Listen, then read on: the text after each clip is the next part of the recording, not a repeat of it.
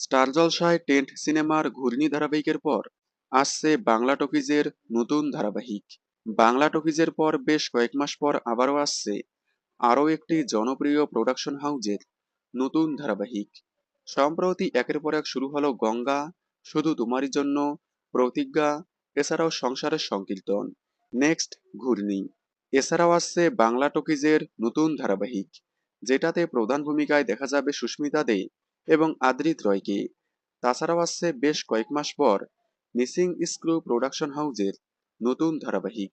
এই প্রোডাকশনের আন্ডারে এর আগে সন্ধ্যা তারা এবং চিনি সম্প্রচার হয়েছিল। চিনির পর বেশ কয়েক মাস হয়ে গেলেও আর কোনো নতুন ধারাবাহিক নিয়ে আসেনি। এবার নতুন গল্প নিয়ে আসছে মিসিং স্ক্রু। আগেই বলেছি এই ধারাবাহিকে প্রধান নায়কের ভূমিকায় দেখা যাবে অভিনেতা হানিফ আফনাকে।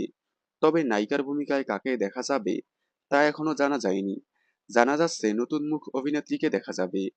প্রথমে ধারাবাহিকটি কোন চ্যানেলে আসবে তা জানা না গেলেও এখন জানা গেল প্রধান চ্যানেল স্টার জলসায় আসছে।